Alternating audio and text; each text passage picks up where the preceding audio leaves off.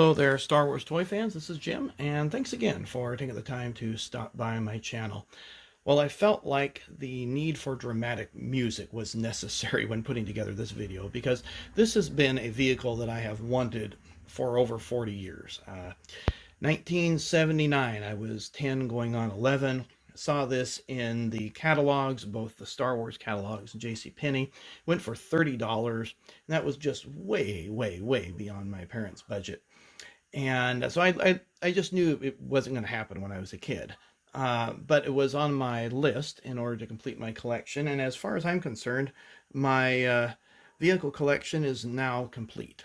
I do not have the 1985 Skiff, but I do have the 1999 made by Hasbro, which really is essentially the same thing. So I'm pretty satisfied now. So anyway, I wanted to share this with you and what the Sandcrawler does and some of the various features that it has to it. So without further ado, let's take a look at the remote. So here we have the remote, the one that if you have an original, it's got a little yellow ball on the top. And this is the push button that pretty much makes it go backwards. And we'll look at the bottom side of that here in a moment. These are the original stickers on the side. And then the battery compartment is accessible here with this little slider. You can see it's got a 9-volt battery inside. If you do need to access this, there are 4 screws there, and you can clean up the contacts on that button if things aren't quite working properly, and then lubricate it. So that way it springs really well. Now, one of the things that my wife noticed about this was just the immense amount of detail that Kenner put into this. And if you look at Gus Lopez's work, he did some research on this, and they did some wood models of this, which pretty incredible. So, I mean, even the tracks are highly detailed. We'll take a look at the back where the main engines are. I mean, just this massive amount of detail work. It's really beautifully done. And although it's just plain brown plastic, it's clean looking, you know. I think it's clean looking anyway. Here's the front, and you can see where the lower portion is there. Let's take a look at the top, and you'll see where the front, it's got a little bit of warpage there. I'm not sure how that happened over the years, but and that's just an injection mold mark. That's not a stretch mark on there. It's missing some stickers. I'm not sure if I'm going to replace those or add some repro stickers or not in there. Oftentimes, you know, when I was doing my research on Sandcrawlers, these 2 panels are missing, and they can be pretty pricey. So I was really glad that this was really a complete Sandcrawler when I got it. Well, let's take a look at the interior, and then we'll look at the lower area and how it works. Opening this up carefully. So the door happens to still be hinged, and the ladder is right there. And the ladder is just really a press fit. It's got 2 little tabs there, and that works into those 2 little grooves. Let's press that back on. Now, looking on the inside here, I'm going to have the mag light shine and then move the phone in. So looking here, we can see that those stairs happen to lead up to the cab. You can see I just let the light in. There, you can see where the elevator is. And then here's the back and the interior where the engines are. And there's several pegs where you can stand several Jawas on the inside. So there we have 2 Jawas there. And the power droid, another Jawa. And there's still more pegs for you to stand your figures on. Now, right there happens to be the battery compartment, and just slide that back, and that exposes the 9-volt battery, and then there's 2 D cells that go there. I lubricated the sliding area so that way it moves back and forth really easily. Well, let's go to the other side and take a look at the elevator.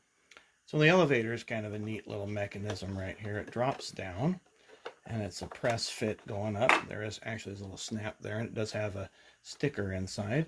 So we'll go ahead and place R2 there.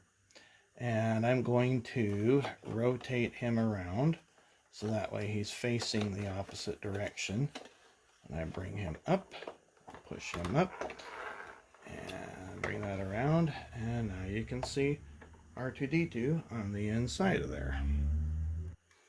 Now looking at the underside here, This is where the switch is. There's your main motorized wheels, and this wheel happens to swing forward and backwards when you change the direction on the Sandcrawler. So you turn that on, you can see how that's moving.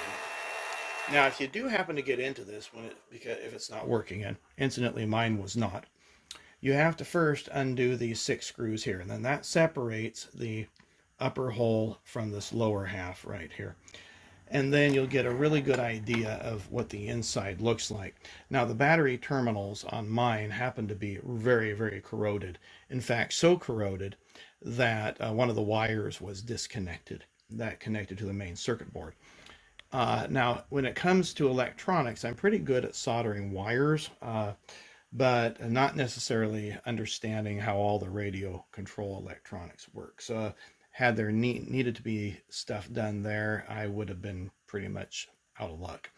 But fortunately, it was pretty simple. Just cleaned up the battery contacts, got all the corrosion off, resoldered on the wire, and we were good to go. One thing to note about both this and the Sonic Landspeeder is that instead of using copper braided wires, Kenner used steel, and that steel has a tendency to rust over time. Well, let's see how it runs. Okay, so we'll go ahead and turn it on.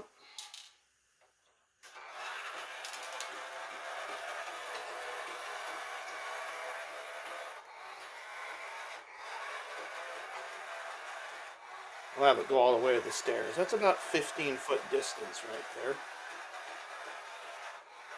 And you see has a pretty decent range for those simple electronics. Now the rocking, you'll notice it kind of goes thunk, thunk, thunk.